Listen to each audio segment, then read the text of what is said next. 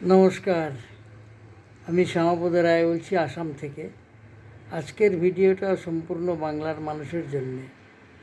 তো বাংলার মানুষকে আমার একটা অনুরোধ যে আপনারা যারা যারা আমি ভিডিওগুলো দেখছি, নিউজগুলো দেখছি, যে ভাজপাকে বাংলাতে আনার জন্যে আপনারা উঠে পড়ে লেগেছেন, যারা তাদের প্রতি লক্ষ্য করি আজকে আমার এই ভিডিওটা।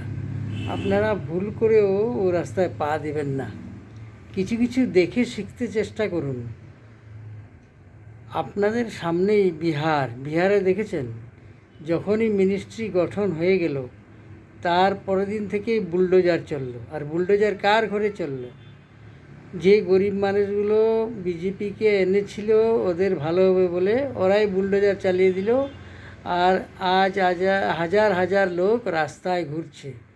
ওই মেয়ে লোকগুলোই কান্নাকাটি করছে যারা নাকি 9,000 টাকা করে পেয়েছিল। আর 9,000 টাকা পেয়ে খুব খুশি হয়েছিল ওরা। তারপর দিন যখন ঘর ভেঙে দিল তখন তারা বলছে আমরা কি ভুল করেছি। তো বিজেপি সবসময় মিথ্যা প্রতিশ্রুতি দেয়। ওদের প্রতিশ্রুতি একটাও সত্য নয়। ওরা তো 9,000 টাকা পেয়েছিল, বাংলায় তো এখনও 3,000 টাকা আপনারা পাননি। ওরা দেবে বলছে। আর 1,500 টাকা তো অলরেডি লক্ষ্মীর ভাণ্ডার থেকে পাচ্ছেন আপনারা ডেকে ডেকে কেন নিজের নষ্ট করছেন? নিজের পায়ে নিজে কুঠার মারছেন আপনারা। বাংলা একটা কথা আছে না, সুখে থাকতে ভূতে কিলায়। আপনাদেরকে ভূতে কিলাচ্ছে, তাই ভূতের কিল এখনও খাননি আপনারা ভালো মতন। যদি বাংলায় বিজেপি আসে তাহলে আপনার মা বোনদের মেয়েদের আপনারা ঠিক রাখতে পারবেন না। ওরা যা খুশি তা করবে। ওরা রেপিস্টকে সম্মান জানায়। আশারামের মতন মানুষকে ওরা পেরোলে ছেড়ে দেয়। আর বিজ্ঞানী লাদাকার ওকে জেলে ঢুকিয়ে রাখে।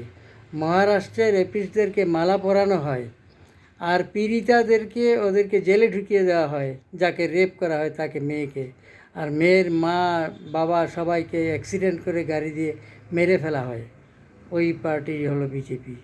যখনই কোনো রেপিস্ট ধরা পড়ে, কিছু পড়ে, আমি বলছি না সব বিজেপির লোকই যে রেপিস্ট, কিন্তু যখন রেপিস্ট ধরা পড়ে তখন সেটা বিজেপিই কেন হয়? বিজেপির সাপোর্টার বা নেতা কেন হয়?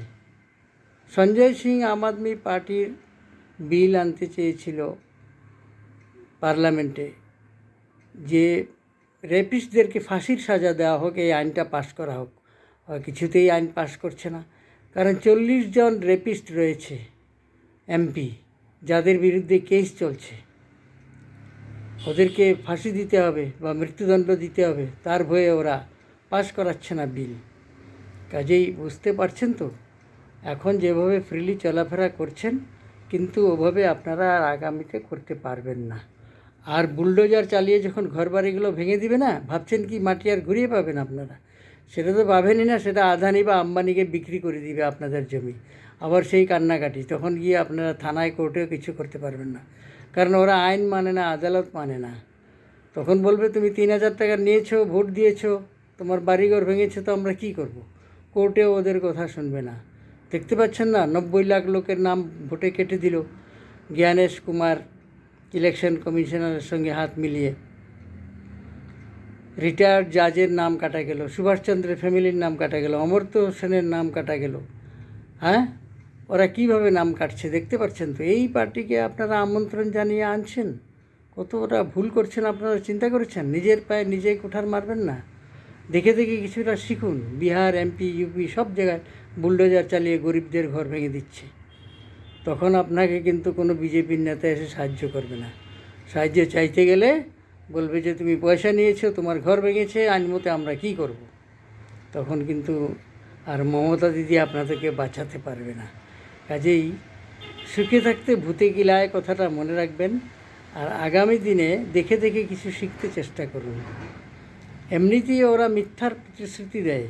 ঘুষবৈটি মানে বিদেশি আসছে। আসামে 10 বছর ধরে রাজত্ব করছে ওরা। প্রত্যেকবারই এসে ইলেকশনের আগেই ওদের মনে হয় যে ঘুষবৈটিকে আমরা খেদাই, ঘুষবৈটিকে আমরা বের করে দিব। কেন 10 বছর বসেছিল? অমিত শাহ ওই দিন আসছিল আসামে, 9 তারিখ ভোট হয়ে গেছে, বলছে আমরা ঘুষবৈটিকে আমরা বের করে দিব, আরও 5 বছর আমাদেরকে সময় দাও। তো তোরা এই 10 বছর কি ঘোড়ার ঘাস কাটছিলি নাকি? হ্যাঁ, ঘুষ বইটি ভোটের সময় ঘুষ বইটির কথা মনে পড়ে। আর বাংলায় ঘুষ বইটি আসছে, তো ঘুষ বইটিকে আটকানোর দায়িত্ব কার? এটা তো স্বরাষ্ট্রমন্ত্রীর, হোম মিনিস্টারের, এটা তো অমিত শাহের দায়িত্ব। অমিত শাহের দায়িত্বে থাকে পুলিশ, সেন্ট্রাল পুলিশ অমিত শাহের দায়িত্বে, বিএসএফের অমিত শাহের দায়িত্বে, বর্ডার পুলিশ, আর্মি সবই তো হোম মিনিস্টারের দায়িত্বে। হোম মিনিস্টারের দায়িত্ব বর্ডারগুলোকে সিল করা, সে সিল করেনি বা করছে না, এখন এসে বলছে ঘুষ বইটি। ওদের উন্নতির বা ডেভেলপমেন্টের কোনো রকম প্রোগ্রামের কথা ওদের মুখে শুনেছেন? এসে বলবে 3,000 টাকা দিব, ঘুষ বইটি ভাগাবো। বলছে কি যে আমি ওখানে কারখানা বানাবো, অমুক জায়গায় কলেজ বানাবো, অমুক জায়গায় মেডিকেল কলেজ বানাবো, এগুলো কোনো দিনও শুনবেন না। ওদের কথা হলে কি কোনো মতে আমরা শাসনের গাদিতে বসি আর লুটে পুটে খাই, এটাই ওদের উদ্দেশ্য। যেদিন ইলেকশন শেষ হবে তারপরের দিন থেকে আগামী 5 বছর কীভাবে টিকে থাকা যায় ওটা নিয়ে ওরা গবেষণা করে, আর ওটা নিয়েই সবসময় ওরা মেতে থাকে। উন্নতির কোনো কথা নেই ওদের কাছে। আজকে হাজার আসামে 6,500 স্কুল বন্ধ হয়ে গেছে বিজেপি আসার পর। বেঙ্গলে যে কত হাজার স্কুল বন্ধ হয়ে যাবে তার ইয়ত্তা নেই, কারণ প্রাইম মিনিস্টার থেকে হোম মিনিস্টার, শিক্ষামন্ত্রী, খেলার মন্ত্রী সবই বকলম। ওরা একটা উচ্চারণ পর্যন্ত করতে পারে না ঠিক মতন, না ইংরেজি না হিন্দি, ওদের নিজের ভাষায় উচ্চারণ ওরা করতে পারে না। সব আঙ্গুটা ছাপালা মানুষ। ওদেরকে ডেকে আনবেন, আপনারা শিক্ষিত মানুষগুলো তাদের আন্ডারে থাকবেন? আপনাদের লজ্জা হয় না? আপনাদের ঘৃণা হয় না? হ্যাঁ, কী ধরনের মানুষ আমরা বাঙালি? আমার তো ঘৃণা হয়।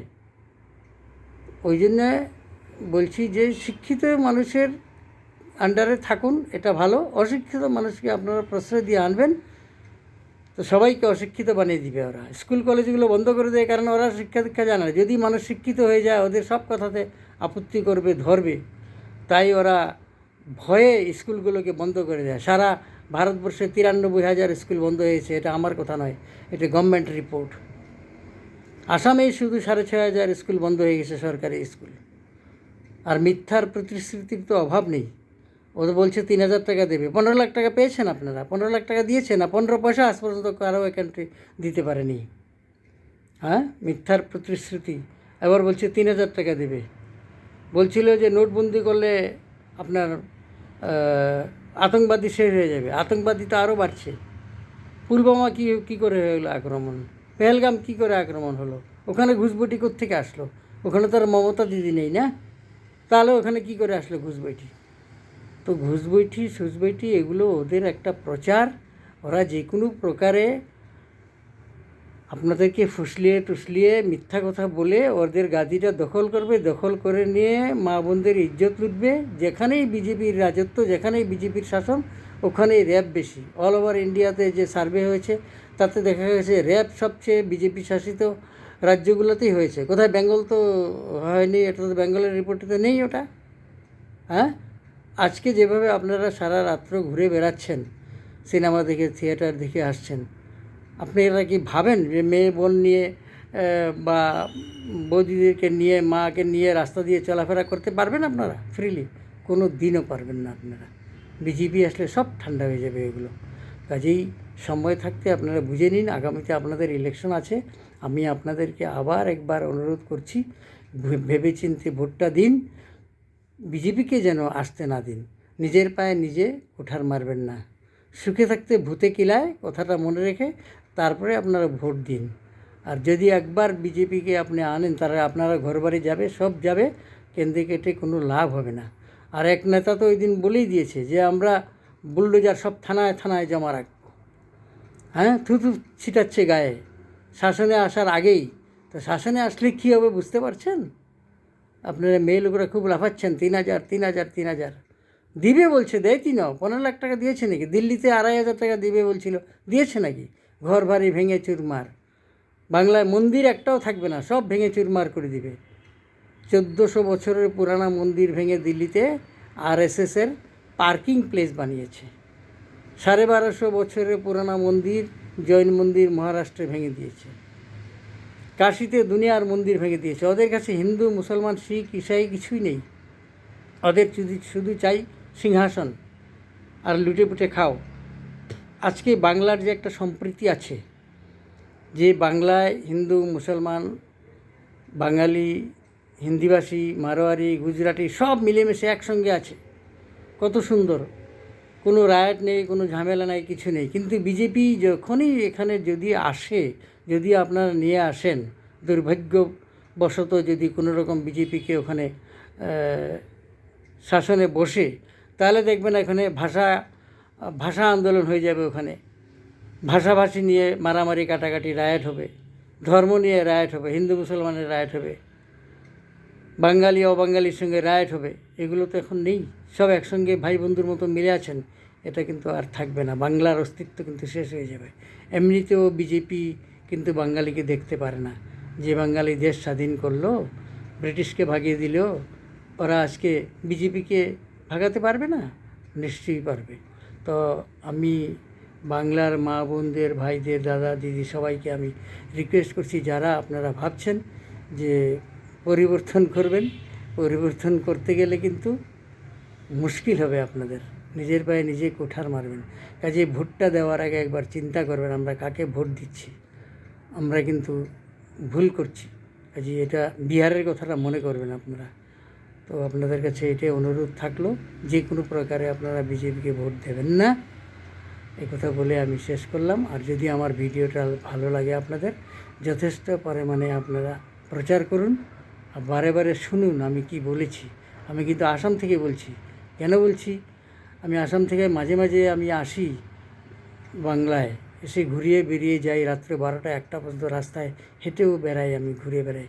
কোনো পুলিশ বা কেউ আমাকে কোনো দিন কোনো চার্জ করেনি, কিছু করেনি। বড় আরামে নিজের ঘরের মতন আমি ঘুরে বেড়াই।